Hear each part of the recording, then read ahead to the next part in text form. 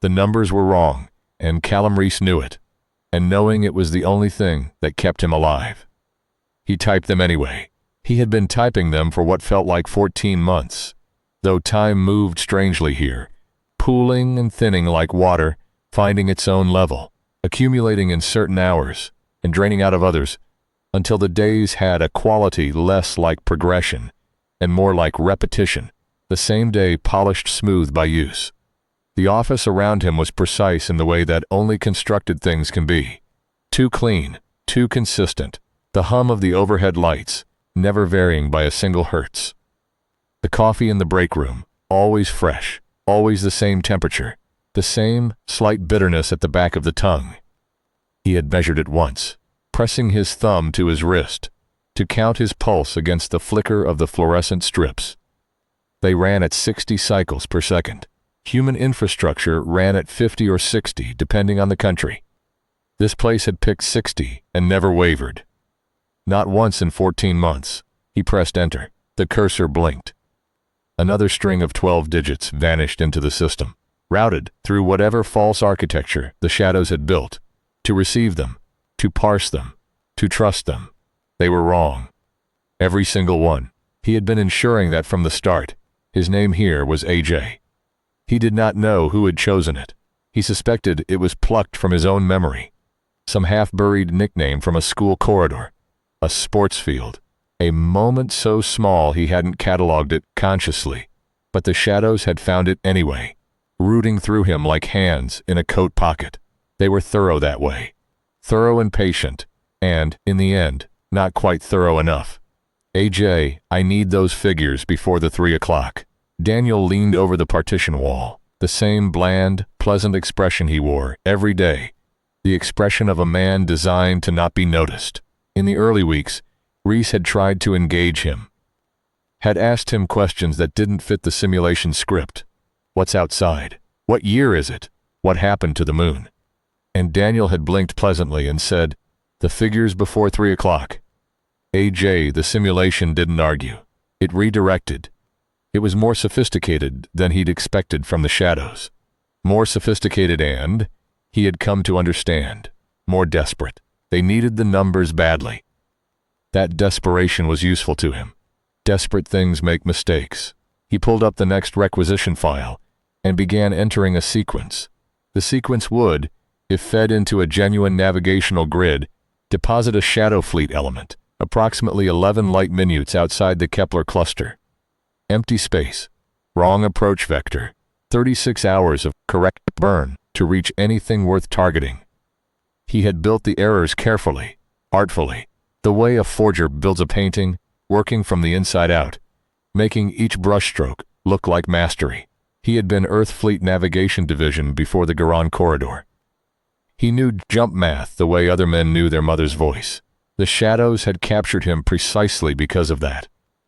They had not understood that the man they'd captured was the only person in the Milky Way, capable of building errors that looked exactly like the truth. He hit enter. The cursor blinked. 3 o'clock approached. The thing about fabricated realities, Reese had learned, is that they accumulate. They are not static. The shadows fed the simulation from his own neural substrate, which meant the simulation contained everything he remembered. The texture of the carpet in his grandmother's house in Swansea, the precise weight of a service pistol in his right hand, the smell of a woman named Priya, who had been his senior officer, and maybe something else before the war reached a phase where such distinctions stopped mattering. All of it was in here with him, repurposed as wallpaper, as atmospheric detail, as the weight of the chair beneath him. The simulation felt real because it was built from real things. That was its sophistication. That was also its flaw. Because Reese was in here too. All of him. Including the parts that remembered exactly how navigation systems could be sabotaged. Brought him a coffee at 2:30. She always did. The coffee was always the same.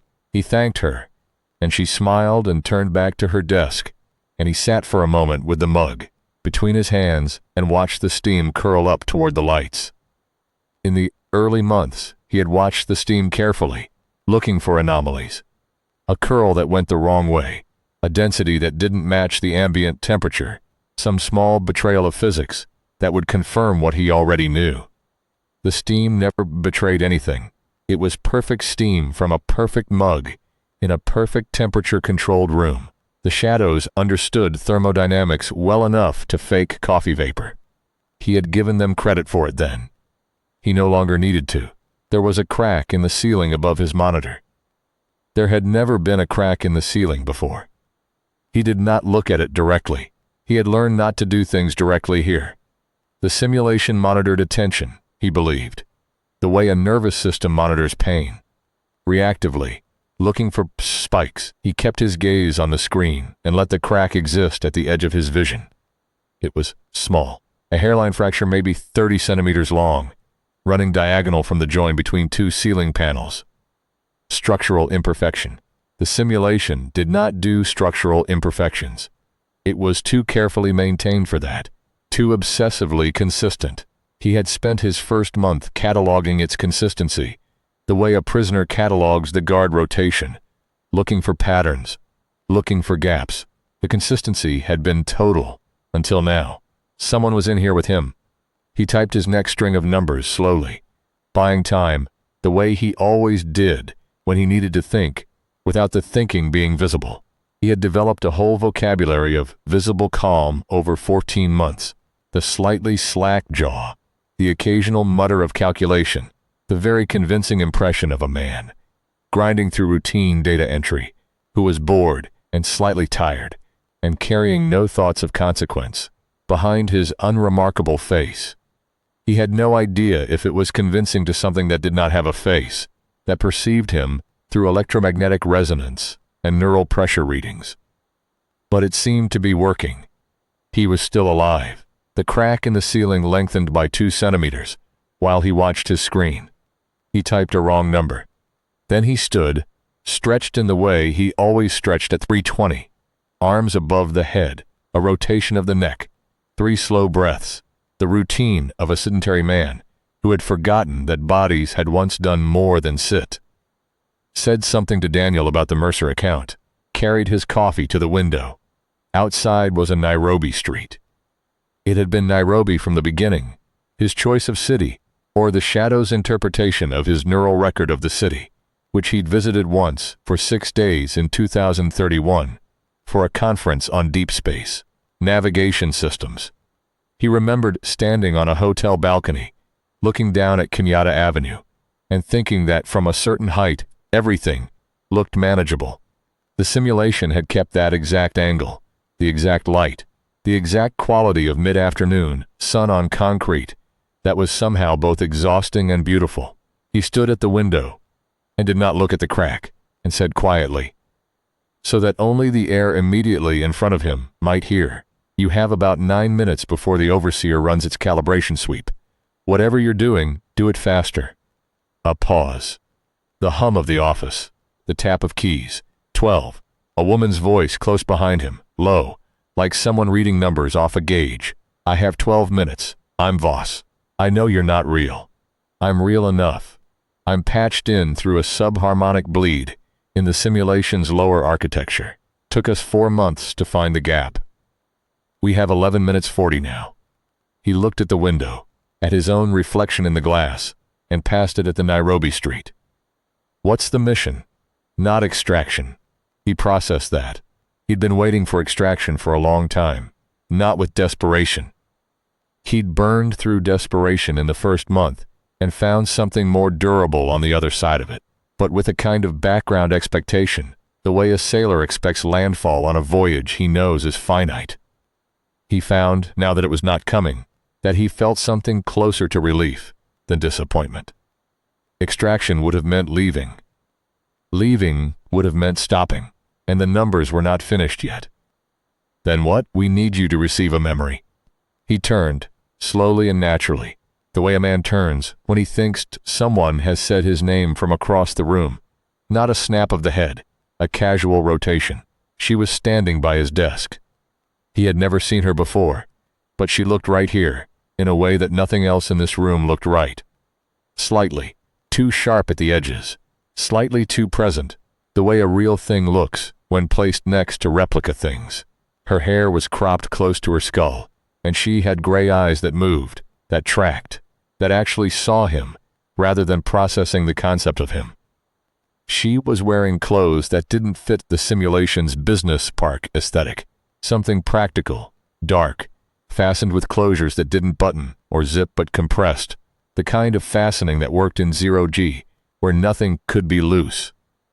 There was a cut above her left ear that was scabbed over and old. The simulation wouldn't have generated a scar that old unless it had been on him when he was captured. The scar was hers. She was real. 11 minutes, she said. She held out her right hand, palm up, and in it was a small object, a flattened void, perhaps 4 centimeters across, made of something that looked like dark glass. It caught the light strangely, holding it for a moment before releasing it. Hold it, it'll transfer. You won't feel it, but afterwards you'll have something you didn't have before. What will I have? A detonation sequence, embedded in your long-term cortical memory. 3-part self-executing keyed to your biometrics. She paused, specifically to your death. He looked at the object. He looked at her. He took a slow breath and let it out, the way he used to do before jump calculations, settling his nervous system to the task at hand. You're not here to get me out. You're here to turn me into a bomb. Into a trigger. There's a difference? Yes. Her expression didn't apologize for it, which he respected. The Shadow flagship, the one you're currently being held in, is carrying the navigational processing array for their entire second fleet, 800 vessels. They've been consolidating for 6 months. We know, 'cause your numbers have been sending them to the wrong places. And they've been routing the corrections through this ship. Everything comes back here. All 800 navigational systems are networked through the array in this hull. She glanced at the ceiling, at the crack, which had now extended another 4 centimeters. When you die, the sequence executes. It'll burn every navigation core in that network simultaneously. 800 ships at deep jump velocity, all with suddenly wrong coordinates. The hum of the office, Daniel typing something, Maria's chair rolling, the fake Nairobi sun, moving imperceptibly across the fake Nairobi street. That's what the numbers were for, Reese said. Not just to give them wrong coordinates. To make them trust me long enough to consolidate. Your handler at Fleet thought of it, Commander Adisa. She said you'd understand. He did understand. He'd understood something like it since month 3. When he'd realized the shadows weren't just collecting coordinates. They were routing them, centrally, building a composite picture. He hadn't known about the flagship network. But he'd known the numbers mattered, more than just as false data. He'd felt the weight of them, the way a man feels the weight of a key before he knows what door it fits. 9 minutes, Voss said. If I take that, he said, I'm not leaving. No, and you came all the way in here to ask me. She held the object steady. Her hand didn't shake. We needed to ask. Command didn't want to order it. He thought about the hotel balcony in 2031 and the real Nairobi, and whether it still existed, and whether the particular quality of afternoon light on concrete was something the universe had filed away somewhere safe, or whether it was the kind of thing that burned when a civilization burned. He thought about Priya, who he had not thought about in several months, because it hurt in a way that the simulation couldn't quite contain. It leaked around the edges, the grief. It didn't translate properly into this constructed world. It kept reminding him that he was somewhere else. He thought about the 14 months of wrong numbers, and how each one had felt like a small, quiet act of war being waged by the only weapon he had available, which was his own intelligence deployed against itself, in the service of a very long game. He thought about 800 ships. He reached out and took the object. It was cold, then warm, then not there. It dissolved against his palm the way ice dissolves, leaving nothing except a slight tingling that ran up his arm and into his neck, and settled somewhere at the base of his skull where memories live. He felt something slot into place. Not quite a thought, not quite a feeling, more like a word in a language you know but rarely use, suddenly present at the tip of your tongue. Present and patient. Done, Voss said. She was already moving. 7 minutes. The overseer will sweep early. I've been leaving traces. You need to act normal. Give them 2 more sets of numbers. When the sweep starts, you'll know it because the lights will change. What do the lights do? They'll go blue. He thought about that. And then? She stopped at the edge of his desk. The crack in the ceiling was now almost half a meter long. The simulation was working to repair it. He could see it narrowing at one end while it grew at the other, like a slow argument that neither side was winning. And then you know what to do, she said. You've always known. That's why they chose you. She was gone, not walking away, gone. Gone. A discontinuity, a smear in the air where she'd been. And then just the office, just Daniel typing, just Maria's coffee, just the endless mild hum of fluorescence at exactly 60 cycles per second. Reese sat down. He picked up his own coffee, which had gone cold. That was odd. The simulation never lets things go cold. That was a rule it enforced without fail. And he drank it cold because it was real. And cold things were real. And he was not ready to stop being real. Yet even here, even now, he typed another set of numbers. They were wrong. They were wrong in exactly the right way. The overseer had come to him first at the end of month 3. He had known it wasn't human before it spoke. The humanoid shell it wore was close enough. Approximately 6 feet. Approximately bilateral. Approximately the right number of joints. But something about the pressure of its presence was off. The way a word can be spelled correctly, but feel wrong in the mouth. It had walked through the office with that particular quality of attention that had no interest in the furniture or the lighting or the coffee. It was interested in him, specifically in the electromagnetic profile of him, and he had felt it the way you feel weather changing, not through any sense you can name, but through the whole surface of the body at once. It had sat across from him and looked at him with eyes that were too still, eyes that didn't microsaccade, didn't drift, didn't do the 1,000 tiny involuntary adjustments that human eyes performed constantly without the mind's input. They were the eyes of something that had studied eyes and understood their function and reproduced their structure without quite grasping what they were for. The series, it had said, in a voice that was 2 voices, at once one slightly higher than the other, both very calm. Please continue, he had continued. In the weeks before the overseer first appeared, Reese had been trying to map the simulation's boundaries. He'd done this carefully, with patience, without broadcasting the attempt. He'd walked to what the simulation presented as a building exit, and found that it simply reset him, gently, to his desk, with no memory of having stood up. He'd tried to leave through conversation, referencing outside events, asking Daniel where the bathroom was, pressing on the edges of the world through ordinary social friction. And the simulation had simply absorbed it, rerouting every inquiry back into the acceptable channel of the office routine. It was not a world that argued. It was a world that redirected, a world that understood that the best prison is one the prisoner doesn't believe is a prison. He had stopped trying to leave and started trying to understand. The numbers were the key. He had understood this early. Whatever else the simulation was pretending to be, the numbers were real. Real request, coming from a real source, entering through the simulation's architecture and being processed by his actual navigational intelligence. The shadows had gone to the trouble of building an elaborate false reality because they needed access to a capability he possessed and could not simply extract. Human intuitive navigation, the particular way that a mind trained in fleet astrogation processed jump calculations, not algorithmically, but the way a musician processes rhythm, below the level of conscious computation, in some stratum of neural organization that seemed to resist direct interrogation. They had tried direct interrogation, he believed, before the simulation. The marks of it were in the deep strata, a blankness, a burned quality, as though certain memories had been searched so aggressively they'd been temporarily incoherent. He'd found those marks in month 2 and understood them as evidence of failure. The direct approach hadn't worked.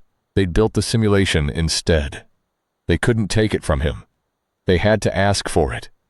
And to ask for it in a way that would get real answers, they had to make him believe he was giving routine answers in a routine context. He had understood all of this by month 2. He had found the understanding useful because it told him exactly what to do. Give them routine answers, consistently. Just make the routine answers wrong. The artistry of it was in the wrong. You couldn't give them random wrong answers. A navigator who generated random data would quickly show as unreliable, and the methodology would change. You had to give them answers that were wrong in a specific way. Wrong in the way that a very good navigator's calculations could plausibly be wrong, due to the inherent stochastic variability of translating intuitive jump math into discrete numerical sequences. He had spent 2 weeks developing the error signature, the exact type, magnitude, and distribution of errors that would look like a brilliant mind producing excellent but imperfect work under constrained conditions. A musician slightly off tempo in exactly the ways musicians are slightly off tempo. A portrait perfect except in the ways portraits are never quite perfect. He had been a forger's forger, building false imperfection to conceal true sabotage. Then he had produced that signature, consistently for 12 more months. Now, in what he counted as the 14th month, he had a sense of the overseer that was less defined by fear than by something closer to professional familiarity. He knew its patterns. He knew the way it entered the simulation, always from the same direction, always preceded by a slight temperature drop, always accompanied by that pressure change, that awareness of being the thing in the room being attended to. He knew the questions it asked and the questions it didn't, and he had calibrated his answers accordingly. He gave it enough of what it wanted to keep the simulation running. He gave it just enough. Now, as he typed his second post, vast set of coordinates, he thought about the overseer with a new quality of attention. Not fear, not hatred, something almost like appreciation. The recognition of a worthy opponent in the moment, just before you win. It had built a good prison. It had brought intelligence and thoroughness, and a genuine attempt to understand what would hold a human being. It had almost been right. He had his last wrong coordinate string ready. He looked at the ceiling. The crack was gone. The simulation had healed it. He looked at the window. The Nairobi afternoon had settled into its precise golden configuration. He looked at the coffee. He looked at Daniel. He looked at the monitor in front of him. He typed the last string. He pressed enter. He set his hands flat on the desk, and he waited. The lights went blue. It wasn't a dramatic change. The fixtures, the same geometry, but the color temperature shifted 3000 Kelvin cooler. In less than a second, the room became a photograph of itself. Everything that had seemed merely constructed became clearly and unmistakably dead. Daniel's face went the color of old paper. Maria's coffee sat in its mug like something preserved in amber. The overseer entered. It came from the direction it always came from, through the door beside the printer station. And it walked the path it always walked, and it sat in the chair across from him that was always and only its chair. And it looked at him with its 2 still eyes, and in the blue light he could see it more clearly than he ever had. The way the humanoid shell sat slightly wrong on the electromagnetic field. Beneath it, the way it was a translation rather than a thing, a shadow wearing the idea of a body. The way a child wears a parent's coat, the whole architecture slightly too large, slightly off-center, impressive and wrong simultaneously. He had spent 14 months learning its face. He knew what it looked like. He had never found it frightening in the conventional sense. He had found it instructive. The series, it said, in its doubled voice. There is an irregularity. There always is, Reese said. I've told you. Jump math at the scale you're operating involves inherent stochastic drift. I can generate accurate coordinates, but I can't generate perfectly identical methodologies. That's not how human neural navigation works. The 2 still eyes. The pressure of its attention like a hand pressing gently on the surface of everything in the room. This irregularity is different. Different how? A pause. Silences with the overseer were not restful. The silence of a SAS calculation in progress. There is a subharmonic artifact in the simulation's lower architecture. Brief. Corrected. Someone was here. Reese kept his face in its practiced neutral configuration. His heart rate was elevated. He could feel it, that particular rising cadence, and he let it be elevated, because a man who'd just been told someone had infiltrated his prison should have an elevated heart rate. Calm would be suspicious. He let the elevation show at the jaw, at the throat, in the slight widening of the eyes that meant surprise rather than fear. There's someone in here with me? There was. Not anymore. Another pause. You know something. I know I've been sitting in this office for what feels like my entire life, generating numbers for people who don't seem to understand that I'm a human being and not a machine. And I know that if there is actually another person in here, I would very much like to talk to them about something other than accounts payable. The overseer was silent. This particular silence was different from its calculation silences. It was the silence of something reading him, and not finding what it expected, and deciding whether the absence of what it expected was itself a finding. He had been through this before, this exact quality of silence, and he knew that it could tip either way. He kept his face in the loose, slightly frustrated register of a man who has been told something unsettling and hasn't had enough information to be anything other than anxious about it. It tipped. Continue the series tomorrow, it said, and it stood, and it went back through the door by the printer station, and the lights stayed blue for 11 more seconds, and then returned to their usual 60 Hz white. Reese sat in the white light. He put his hands in his lap, below the desk, and he let them shake for exactly 45 seconds. Not a performance. The shaking was real. The accumulated tension of that conversation releasing through the only channel available to it. Then he brought his hands back up and began typing. Wrong, always wrong. The beautiful wrong numbers of a man doing the most important work of his life in a room that did not exist. He had 4 days, he thought, maybe 5. He spent the first of those days doing nothing unusual.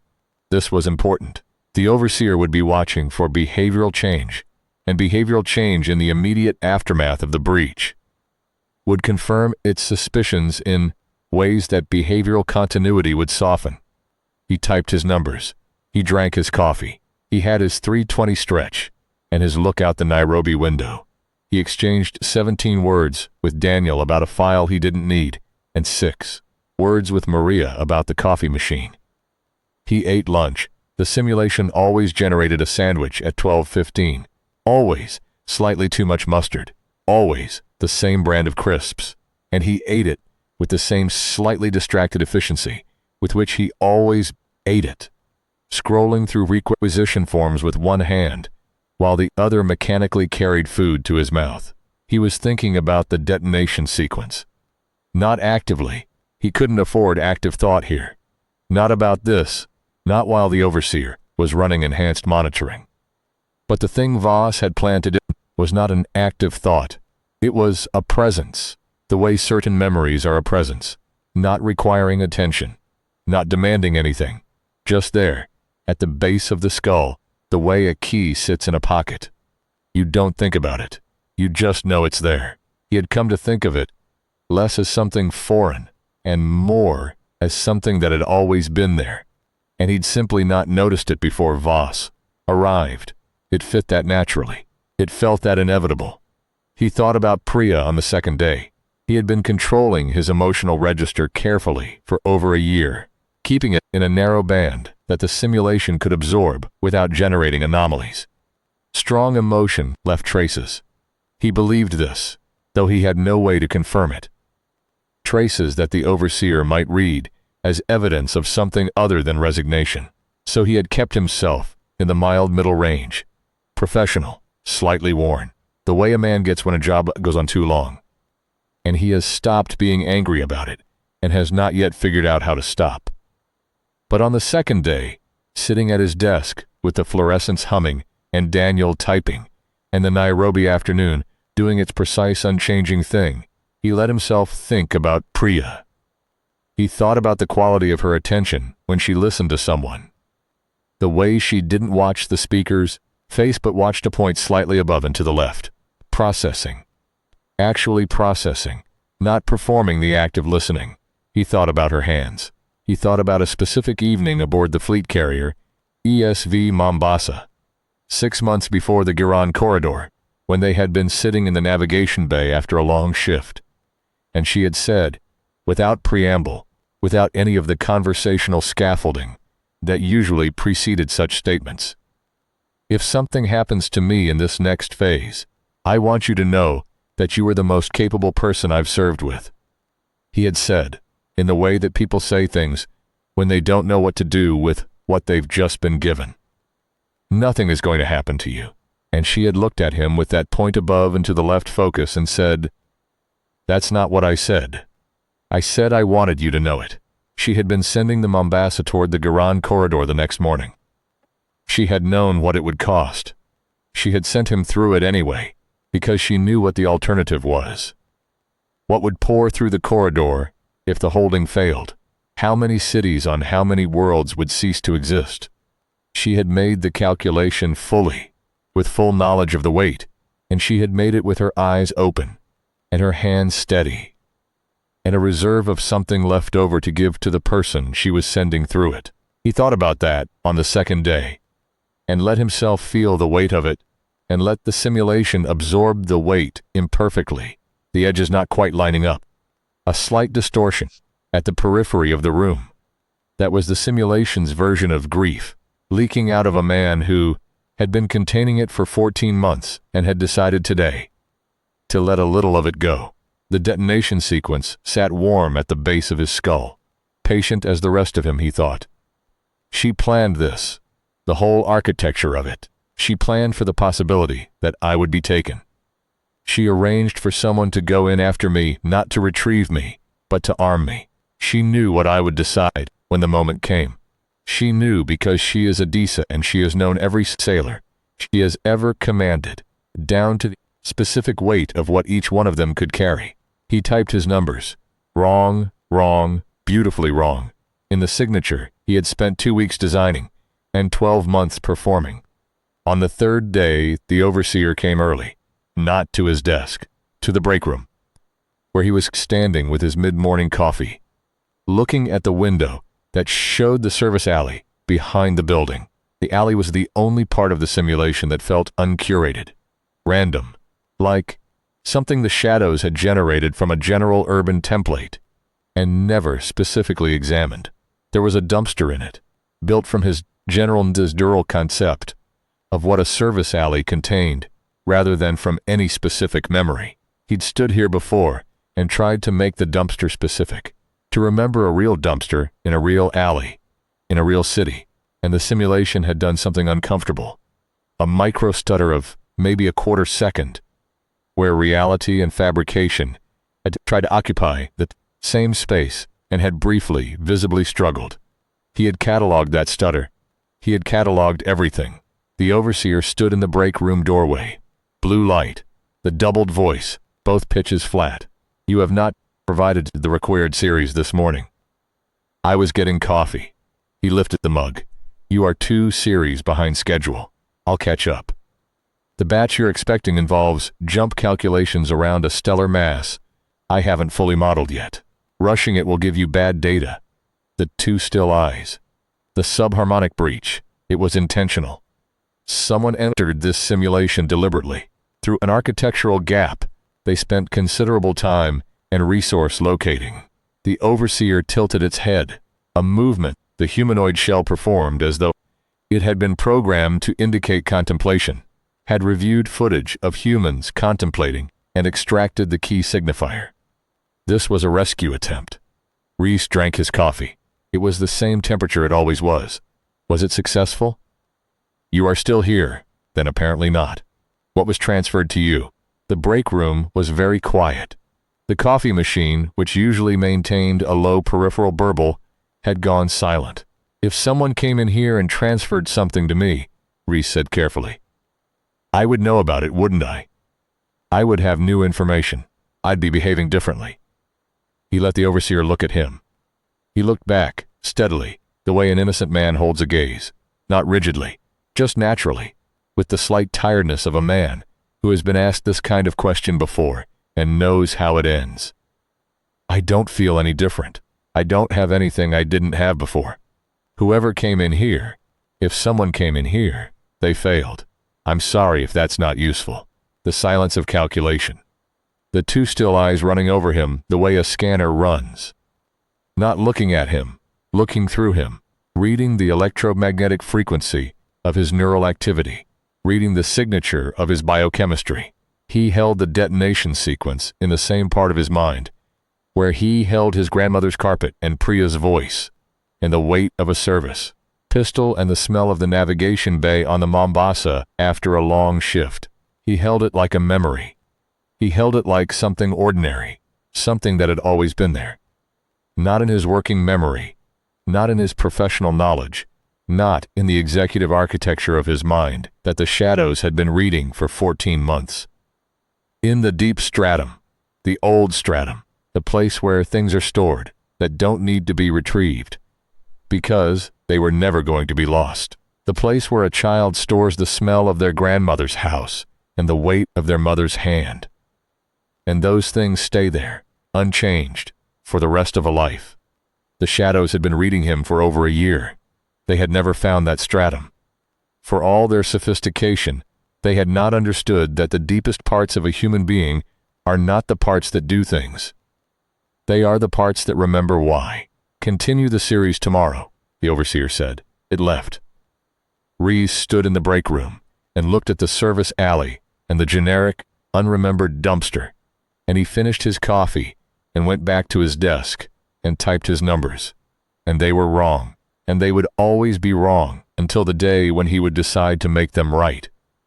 That night, in the apartment, the simulation had generated from some deep, quiet stratum of what he'd considered home. Reese lay on the simulation's version of a bed and thought about dying in a specific, technical way. The detonation sequence was keyed to his biometrics at the moment of death, not to his death as a concept, but to the specific electromagnetic signature that a human nervous system generates in its last 4 seconds of operation. He understood this the way he understood most technical things, immediately, structurally, with a kind of involuntary appreciation for the elegance of it. The Shachs had spent 14 months inside a human mind. They had mapped it. They had run their fingers through every accessible stratum of memory and experience and skill. They had used a man like a library, and in doing so, they had connected that library, his mind, his neural network, his unique electromagnetic profile, directly to their most consolidated navigational architecture. Every coordinate he generated had gone through this ship. The whole Second Fleet had been routing corrections through him. He was, in a sense, the heart of a system that controlled 800 warships. He was also a bomb. He had been a bomb since Voss's hand had touched his palm. He thought about what he'd overheard in the seams of the simulation, in the micro-stutters where reality bled through like light under a door. The shadows communicated in electromagnetic harmonics, layered patterns that carried meaning the way music carries emotion. He'd heard those harmonics for 14 months. He'd learned to read them the way a navigator learns to read a stellar mass. What he'd been reading in the harmonics above the simulation ceiling for the past 3 weeks was urgency. The Second Fleet was assembling. The coordinates were nearly complete, his wrong coordinates, processed into a corrected composite. After that, they wouldn't need him. He had 72 hours. He could do it now. But the trust was the weapon. The detonation sequence was only the trigger. And there was one more thing he could do with the trust before he pulled it. He sat up in the bed and thought about the composite coordinate system the shadows were building from his data. He knew that picture intimately. He had painted it himself. He knew not just where it was wrong, but precisely how its wrongness would be interpreted by shadow navigational systems, what approach vectors it would suggest, what conclusions it would drive their correction algorithms toward. It would converge on the Kasei navigational ghost. He had identified the Kasei ghost in the first weeks of his captivity.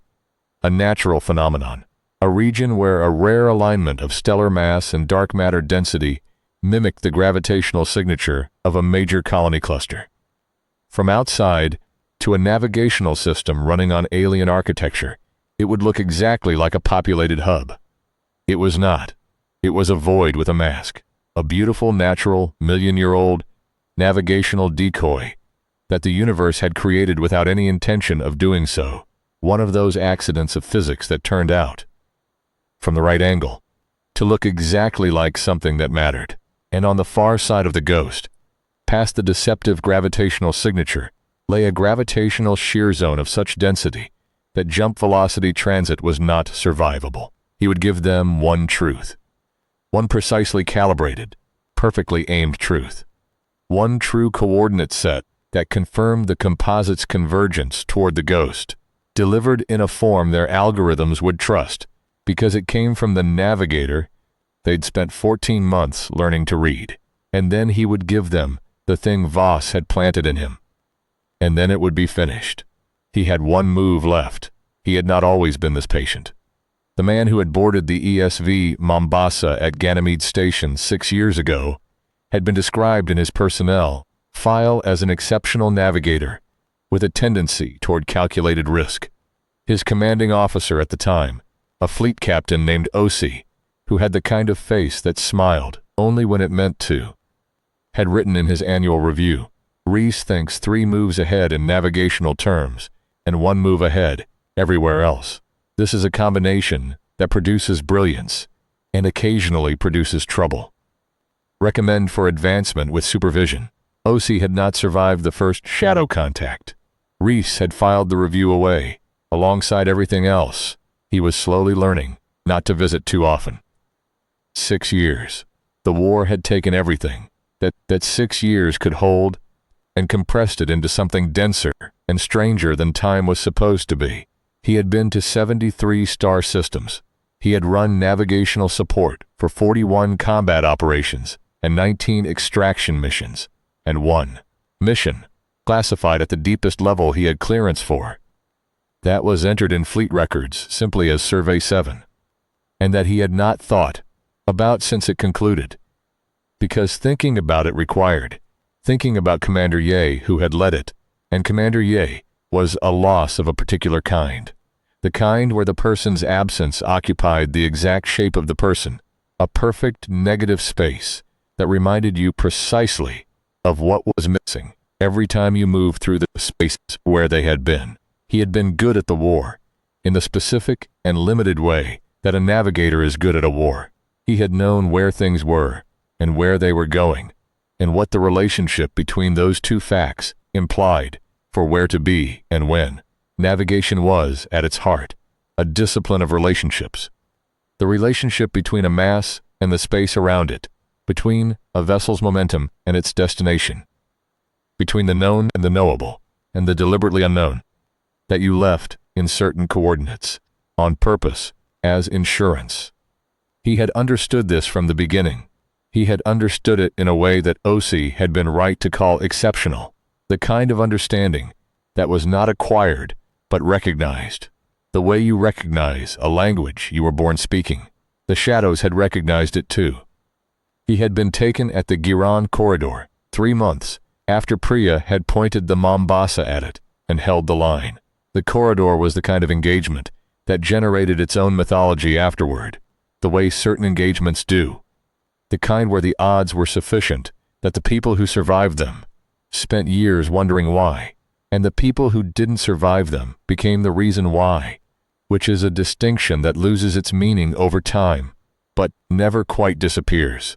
Reese had been navigating the carrier group through the exit phase of the holding action when a Shadow's insertion vessel had done something that, in his professional assessment, had not been possible, which was to emerge from a jump point within 100 meters of his vessel's hull, at a velocity that implied it had been in that jump for a very long time, waiting, which meant the Shadows had predicted his exit vector before he had chosen it. He had thought about that a lot in the months since his capture. He had thought about the fact that the Shadows had predicted his exit vector. He had thought about what that meant about the Shadow's understanding of navigational systems, and about what it meant about their interest in him specifically. Not the carrier group, not the tactical assets. Him, the navigator, the man who had executed the exit vector that had been predicted. They had predicted it because they understood something about how he thought. They had found a pattern in the limited record of his navigational decisions that was available to them. And they had run it forward, and they had been right. And then they had captured him, and built a simulation from his memories, and put him in it, and asked him to please continue the series. He had thought about the irony of that for a long time. The thing that had gotten him captured was his intelligence. His specific, signature, pattern-bearing intelligence. The thing that made him the best navigator of his generation. The thing that left a footprint readable from the outside, if you were patient enough and clever enough to read it. And the thing that was going to get him out was getting him out. Had been getting him out for 14 months. Was the same intelligence, deployed in the service of its own concealment. He had been matching wits with the Shadows for 6 years. He had spent 14 months matching wits with their expectations of him. He had won both fights, he believed, through the same basic approach. Give them what they are looking for, in the form they are looking for it, and be somewhere else while they are finding it. He thought about this on the first day, after Voss's visit, while he typed his wrong numbers and Daniel typed nothing and Maria went to get coffee. That was always the same coffee, and the fluorescents hummed their 60-cycle hum. He thought, they built this world from my memories, because they believed my memories would contain me. They were right that the memories were in here. They were wrong about what memories were for. Memories were not a cage. They were a map. He had navigated by them for 14 months. The smell of his grandmother's carpet told him which stratum of memory he was in, and how deep the Shadows had gone, which told him how desperate they were, which told him how valuable he was, which told him how much leverage he had. The weight of the service pistol told him that fleet training was still in his body, still in the motor cortex, still accessible, which told him that the simulation hadn't gone as deep as it could, which told him there were limits to what the Shadows could do. Priya's voice, when he let himself hear it, told him that there was something outside the simulation that had planned for him, that had not given up on him, that was moving through the universe in the direction of the place where he was being held, and making calculations that took him into account. He had navigated by all of it. He had also been careful not to rely on it too much. The trap of memory, especially in a simulation built from memory, was the trap of looking backward. A navigator who looks backward is not navigating. He is cataloging. Rees had allowed himself to catalog for the first month, then had forced himself to stop and look forward instead, into the math, into the empty space ahead where the answer would eventually be. He had done this by thinking about the Cathay ghost. He had found the ghost in week 1, almost by accident, a routine review of fleet navigational charts that he'd been running mentally to keep the skills sharp, the way a pianist runs scales not to learn but to stay ready. The charts existed in his memory, with the detail that 14 years of professional navigation left in a person. Not the charts themselves, but the geography, the relationships, the anomalies he had flagged, and the anomalies he had been told to note, the whole electromagnetic topography of the space he had moved through. The Cathay ghost was in there, an anomaly he'd flagged and filed, and not returned to because there had been no reason to. A false signal. An interesting false signal, one he'd thought briefly about reporting to Survey Division, before the war had accelerated beyond the point where Survey Division had bandwidth for interesting false signals. He had thought about it again in week 1 of his captivity, in the context of the one question that mattered. Is there anything I know that the Shadows don't know that could be made to matter? The answer was, yes, the ghost, and the shear zone behind it. He had built his strategy around it from that moment. Every wrong coordinate, every carefully crafted piece of false data, every month of patient performance, all of it had been oriented toward the ghost, toward the moment when the trust was deep enough, and the fleet was large enough, and the alignment was right. He had been waiting for this specific configuration for over a year. He had not known whether it would come. He had continued regardless, because the work of waiting is the same, whether the moment arrives or not. You keep the instrument calibrated. You keep the hands ready. You keep the eyes on the space ahead where the answer will eventually appear. The moment had appeared. He had also not known, until Voss arrived, about the detonation sequence. He had not known about the flagship network, or the 800 ships, or the specific mechanism by which his death would become a weapon. He had known only the coordinates and the strategy, and had been prepared to use them in whatever way the moment required. Voss had provided the mechanism. Adisa had provided the architecture. He had provided the 14 months of earning the trust that the mechanism required. He thought about that collaboration. The woman who had gone into the simulation with a cut above her ear and a 4-month search for a gap in the architecture, and the commander who had planned all of it from the outside, and the navigator who had been on the inside, not knowing any of it was coming and doing the right thing anyway, purely because it was the right thing. Because the math was clear, and the math was the math, and you didn't choose the answer. He thought about all the people who had done the right thing without knowing that others were doing the right thing at the same time. And he thought about how that was the actual mechanism of the thing that humans called hope. Not certainty, not coordination, not any kind of guarantee, just the statistical consequence of enough people being unwilling to stop doing the right thing, even when they couldn't see who else was doing it with them. He had done his part. They had done theirs. The parts fit. He thought about this on the second day while he typed wrong numbers and let himself remember Priya, and the fluorescence hummed, and the Nairobi afternoon did its golden, exhausting, beautiful thing. He thought at some point in those 2 days of waiting about Earth. He did not do this often.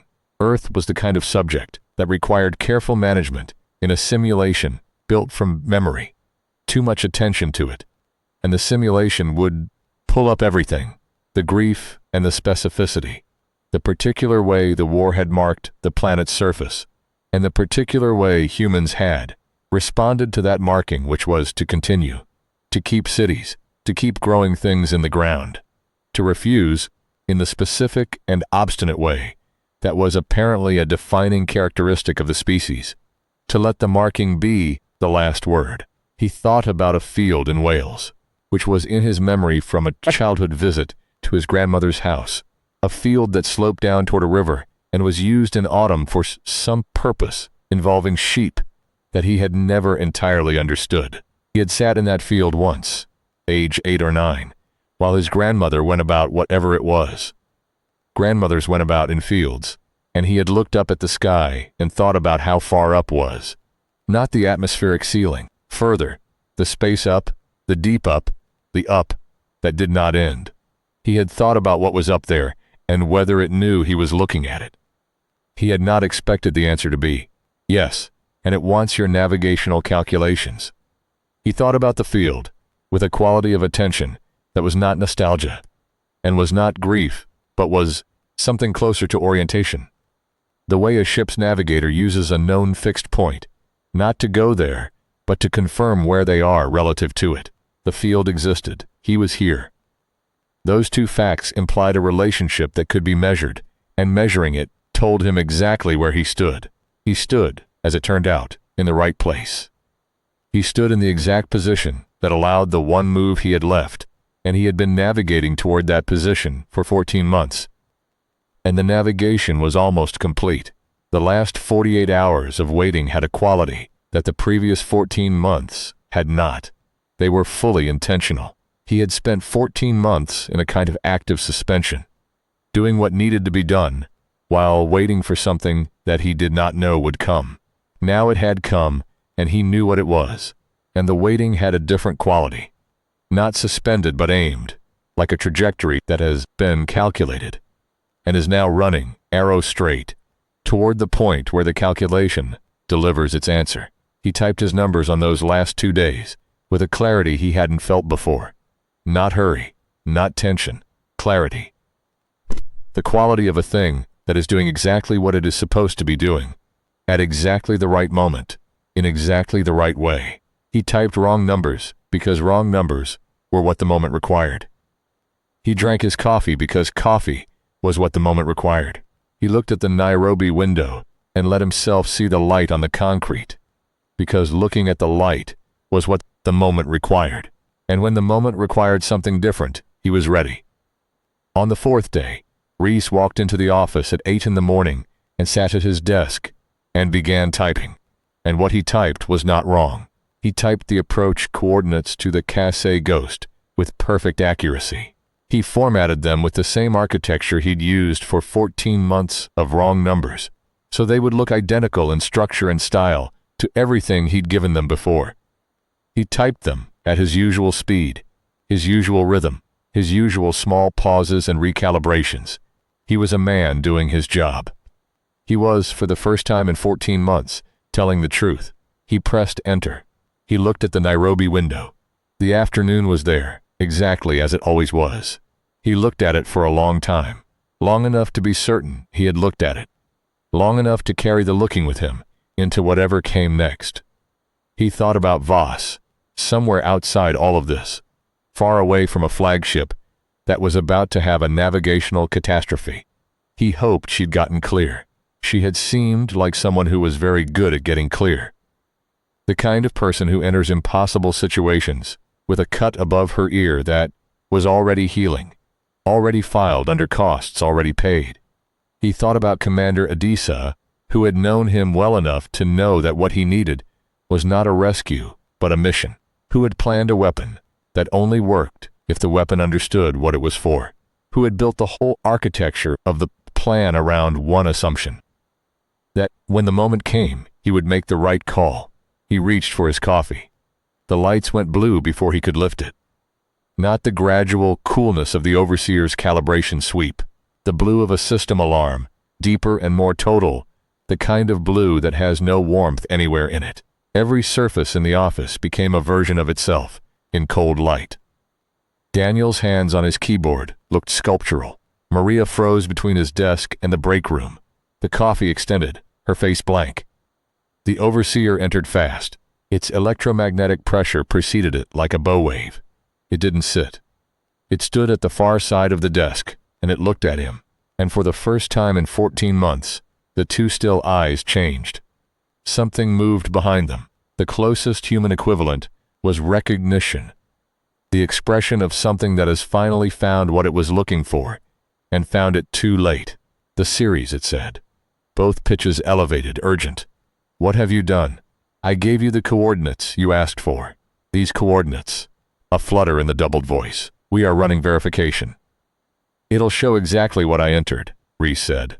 I think I finally got the stochastic drift properly accounted for. Took me most of the night. The overseer's electromagnetic presence pulsed. Short, rhythmic surges. Something running a decision loop, arriving at the branch point each time and being unable to advance past it. It had a model for resistance and a model for compliance. It had no model for a man who had been building a trap for over a year and was now, quietly, choosing the exact right moment to close it. The thing about humans, the shadows had spent 14 months inside one and still had not learned, was that human patience was not the same as human submission. A patient shadow was simply waiting. A patient human was doing something else entirely, something that had no name in the shadow's electromagnetic vocabulary. Something that required understanding that the self is not a fixed position, but the direction of travel, that you can carry a thing forward without announcing it, that the specific human stubborn quality of not stopping is not the same as standing still. The overseer read a man at his desk, cooperative at last, providing accurate data, behaving as a prisoner who had finally come to terms with his situation. It read that, and it ran its verification, and the verification confirmed. The coordinates were accurate, and the decision loop resolved. Complete the remaining series, the overseer said, and left. The lights came back to white. Maria completed her journey to his desk and set the coffee down. It was the right temperature. It was always the right temperature. He typed the most accurate navigational data of his career. 14 months of false work, converging on one true thing. And he let the simulation carry it up through the flagship's architecture into the navigational network above, where it would route 800 times, and 800 navigational cores would receive the confirmation and trust it, and lock their jump sequences and begin. When it was done, he sat back. He thought about Priya one more time, not with grief, but with the particular quality of gratitude that comes from someone having been right about you at a moment that mattered. She had said, "I want you to know it," and she had meant, "Carry this. There will come a day when you need to know the weight of it, and I want you to have it before that day arrives." He had carried it. It had helped. It had been, in the end, the thing that made all the other carrying possible. The weight that balanced the other weights, that kept him oriented, that told him which direction was forward, even in a room that had no outside. The harmonics above the simulation ceiling changed at 4:12 in the afternoon. The urgency shifted into something lower, slower, more resonant, the harmonic of commitment, of something very large beginning to move. He knew that sound. He'd been listening for it for months without knowing exactly what it would sound like. He looked at the Nairobi window. The afternoon was there, exactly as it always was, the light on the concrete, doing its particular exhausting and beautiful thing. He let himself look at it for a long time, the light that was built from his memory of light, the city that was built from his memory of a city, the window that was built from his memory of standing somewhere, and thinking that from a certain height, everything looked manageable. Not small, not safe, just manageable. The distinction mattered. He opened the part of his mind that held the detonation sequence, the part that felt like a word in a language he rarely used, and he said the word. The sequence executed. There was a moment of something that was not pain and not warmth, but was somehow both. A resonance starting at the base of his skull and moving outward through the whole electromagnetic architecture of him. His unique and specific human signature, the pattern of charge and field that had been Callum Reese for 41 years, and had been a prisoner for 14 months, and had been, for one extraordinary and very quiet moment, a key. The key turned. Above the simulation ceiling, in the real and physical space of the flagship, 800 navigational cores received a simultaneous signal, not a virus, not a hack, a true signal by the biometric signature of the human navigator they had spent 14 months trusting, arriving through the network they had built to receive his calculations, formatted exactly like everything he had ever sent them before. The signal confirmed the coordinates. The Casey approach. 800 navigational cores accepted the confirmation, locked their jump sequences, and the fleet moved. The simulation ended. Not dramatically, not with a crash. It simply resolved. The constructed world released its claim on his senses, the way a dream releases its claim on waking. In a gentle declension, the most recently added details, going first, the crack in the ceiling, and the generic dumpster, and the precise temperature of the coffee, then the larger structures, the window and the street and the light, then Daniel and Maria, then the desks and the chair and the fluorescent hum, and then the last thing, which was the morning light had placed in the eastern windows at the exact angle he had seen it in a real city once, that specific quality of new day light that made even constructed things look earned. He let it go. It went, and then it was just him, in the dark, in the actual electromagnetic silence of a flagship whose systems were in cascading failure. He was not in a body anymore, exactly. The sequence had been precise. He was something else now. Residual charge, dispersing, the way all specific things eventually return to general things. He was the shape that a man leaves in the electromagnetic field when the man is no longer in it. He thought one more thing at the end. It was about the numbers. He'd been called AJ in the simulation. He had never asked what the initials stood for. The shadows hadn't known. They'd pulled the nickname from a stratum of memory that didn't include its origin. But he knew. He'd known the whole time. His mother had called him that briefly when he was 7 and going through a phase of asking questions she couldn't answer about space, about the stars, about how far away things were and whether faraway things knew they were being looked at. She'd called him AJ for Astronomy Junior, in the fond and slightly exhausted way that parents name the qualities they can see, taking root, and know they'll never be able to stop. He had been looking at the stars his whole life. He had used that in the end. He had used every part of himself, the grandmother's house, the Mombasa, and the Nairobi light and Priya's voice, and 14 months of careful, patient, furious wrong numbers, and one final right one, and all the math he'd ever learned, and all the stubbornness that his mother had also seen in him, and had also named, though less affectionately. He had used all of it. The flagship systems failed in sequence. Navigational first, then communications, then drive, then the broad electromagnetic field that maintained the shadows as coherent entities, the field that let them wear bodies and operate machinery and inhabit the universe as if they had a right to be in it. He felt that going. He felt the overseer's particular electromagnetic signature dissolve into the general field, its two-pitched voice losing first, the distinction between pitches and then the pitch itself, and then becoming simply the same background hum as everything else, undifferentiated. No longer the overseer, no longer anything that could look at a human being with eyes that didn't move and ask for, a series of numbers and a voice that was two voices at once. Just field, just space, just the universe going about its business. The flagship was dark, out in the void. 800 warships made their approach toward the Cathay Ghost and found the gravity signature they expected to find. Familiar, correct, exactly matching the composite their algorithms had built, and committed to the shear zone behind it, at jump velocity, all networked, all trusting the navigator.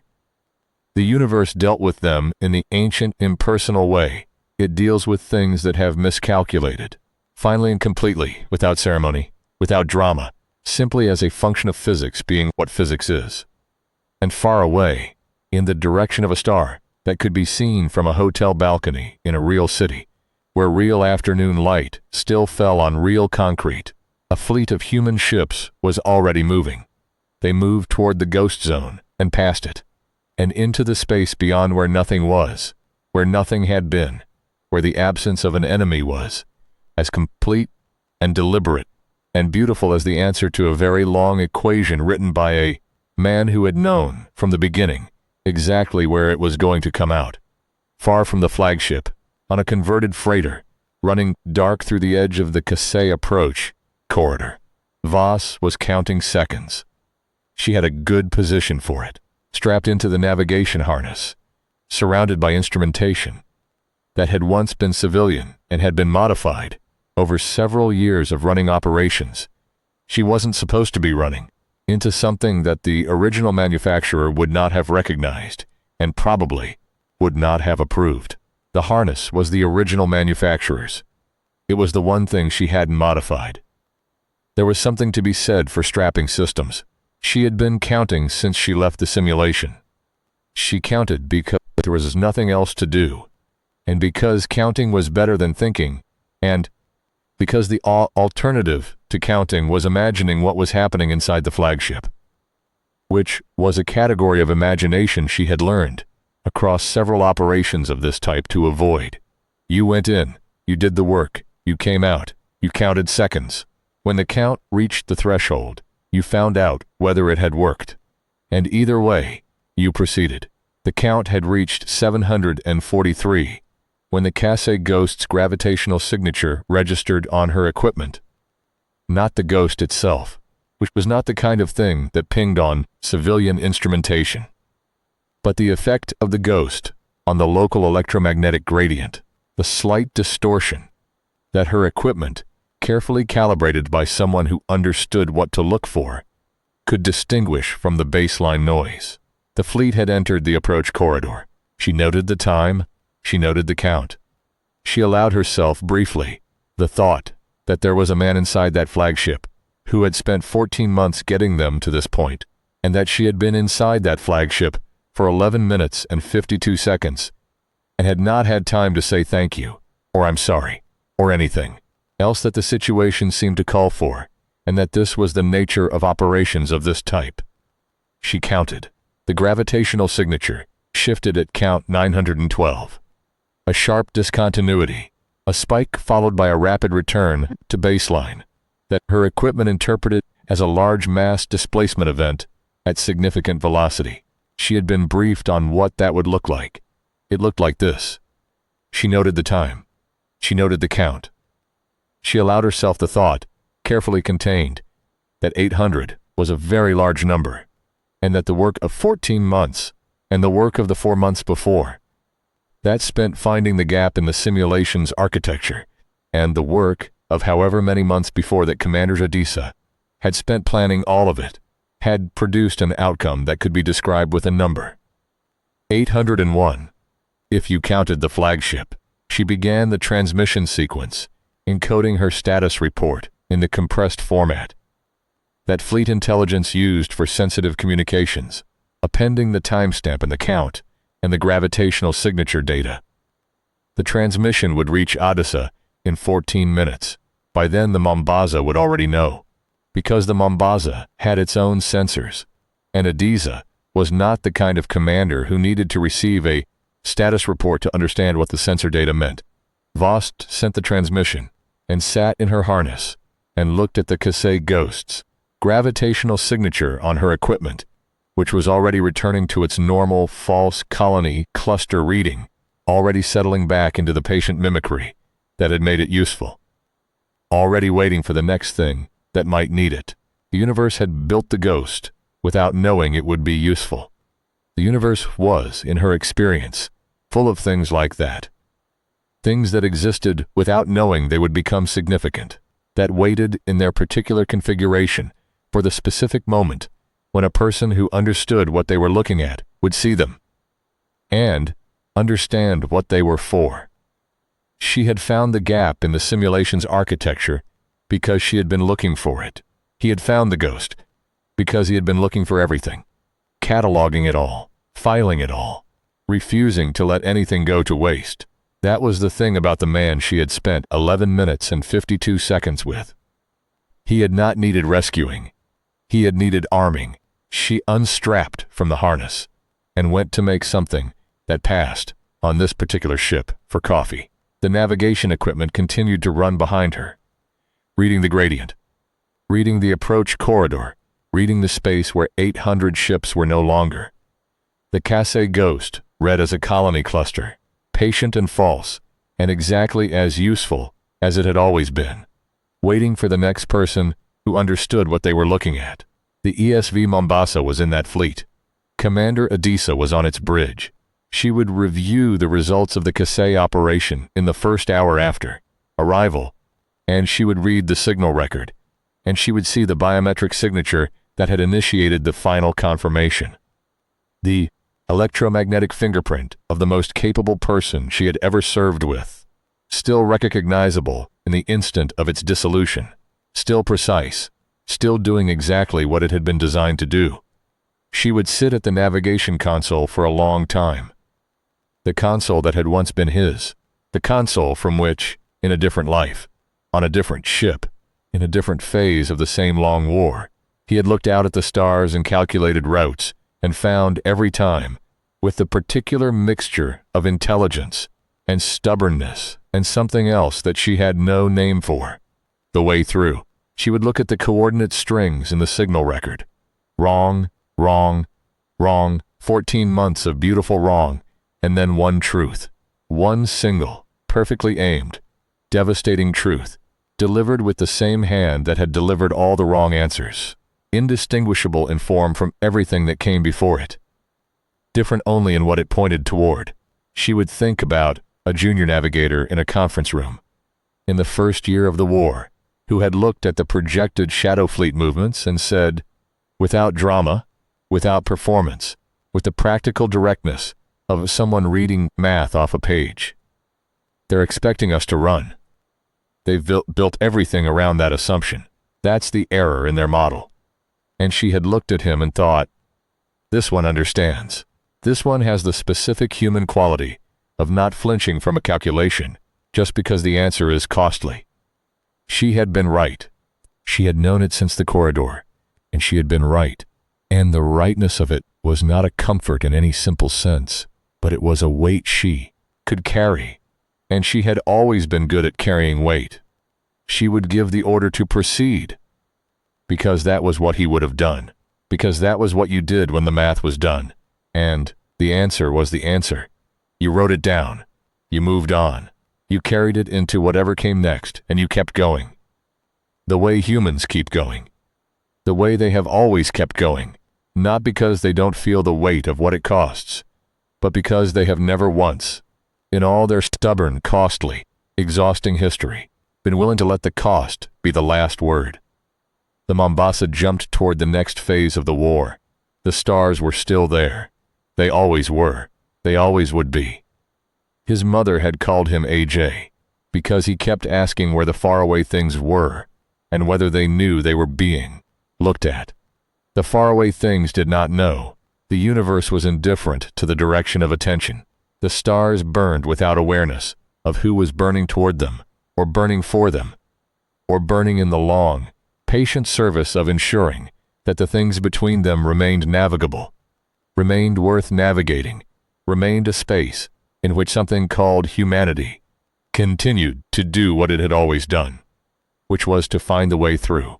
The thing about the shadows, the thing that fleet intelligence had spent 3 years trying to articulate and had never quite managed to put into words that did justice to the phenomenon, was that they were not evil in any way that a human being found intuitive. They were not cruel. They were not hateful. They did not destroy Earth because they wanted to watch it burn. They destroyed Earth, and Chemgath before it, and 17 other inhabited worlds before that, because inhabitation was, from their perspective, a form of interference with the electromagnetic gradient of local space. Inhabited worlds generated noise. Complex biological systems, particularly ones that developed technology, generated the kind of broadband electromagnetic output that the shadows experienced as something analogous to pollution, a degradation of the signal environment they had evolved to inhabit. They were, in a sense, cleaning.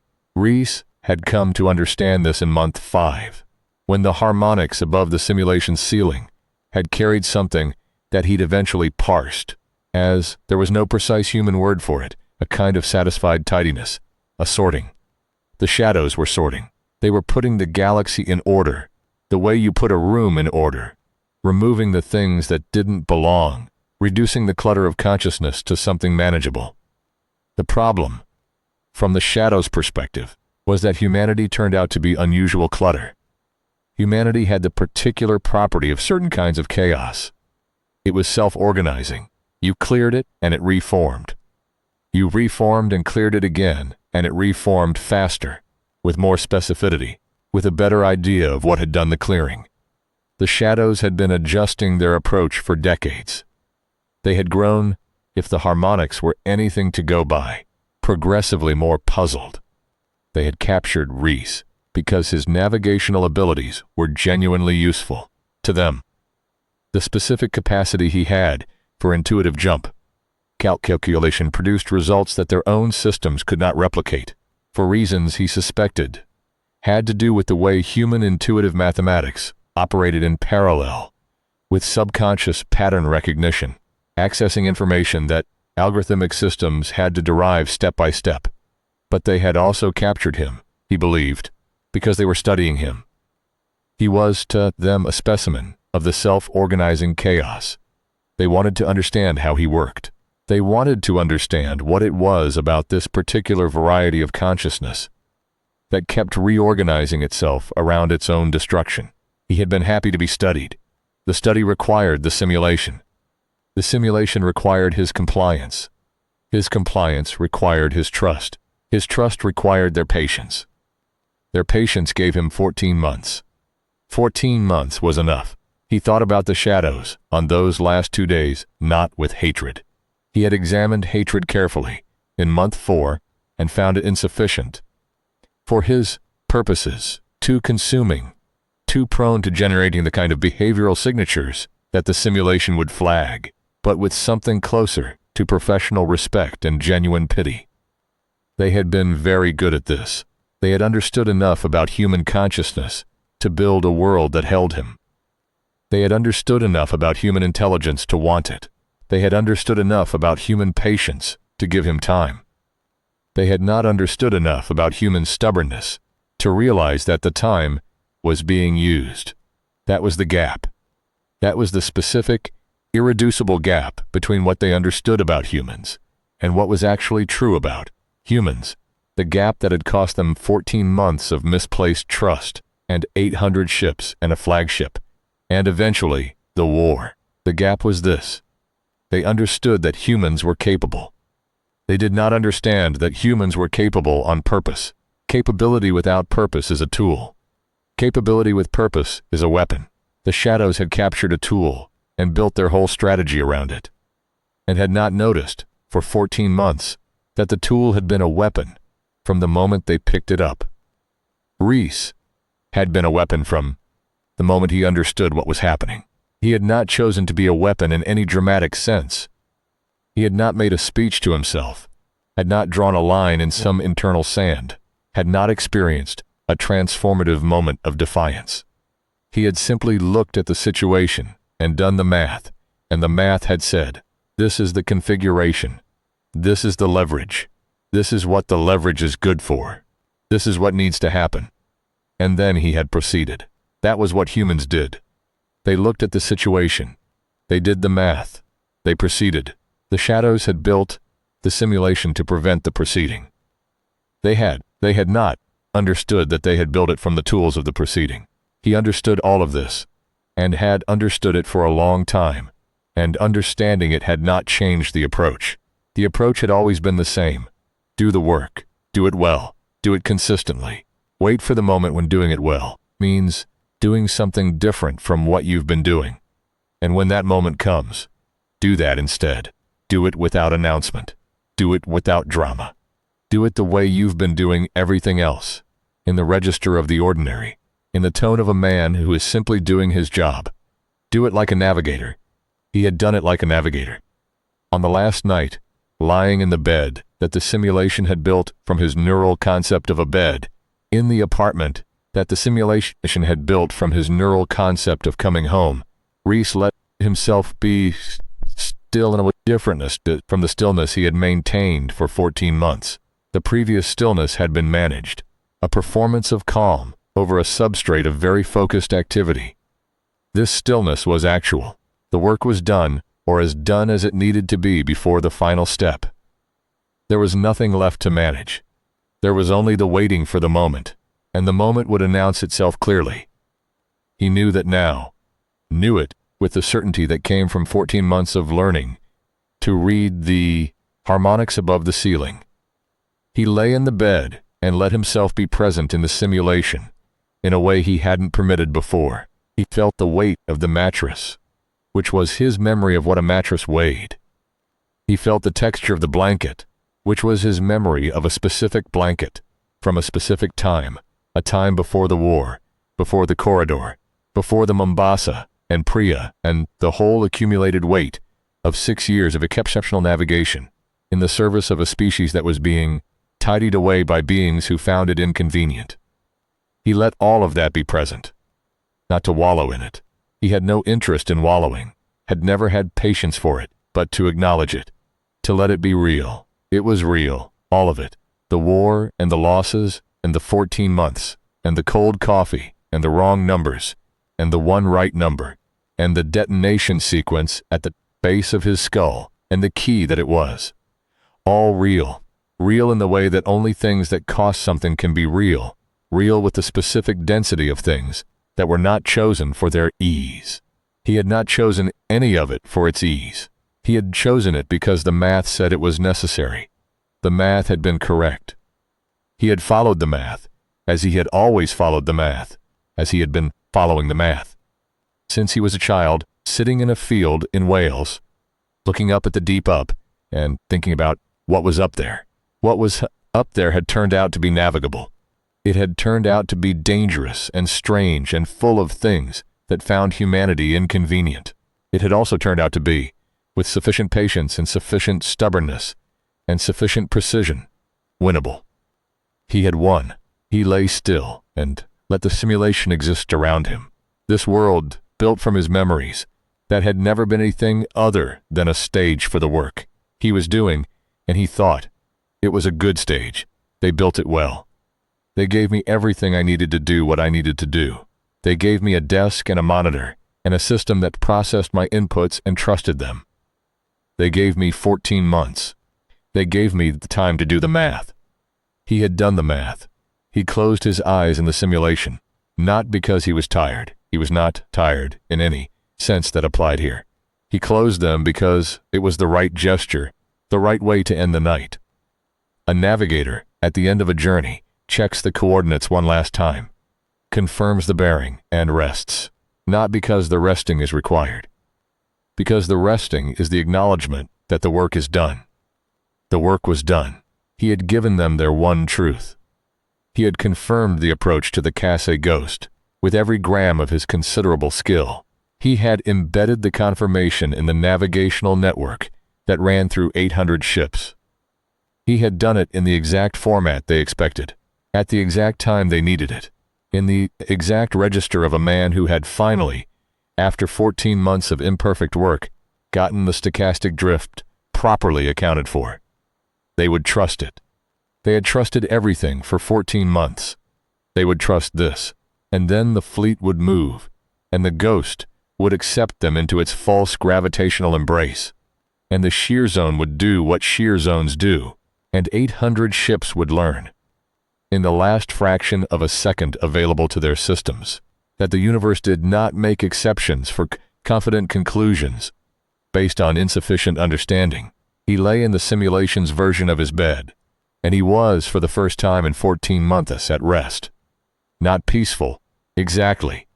Peace was a large word, a word that implied an absence of weight, and the weight was there, would always be there, was the cost and the consequence and the thing that made it real. But at rest, the way a navigator is at rest at the end of a successful transit, not relieved, exactly, because relief implies you weren't sure it would work, and he had been sure. He had been doing this too long to be unsure of math he himself had done. Just still, just finished. He lay still until the harmonics above the ceiling told him it was time.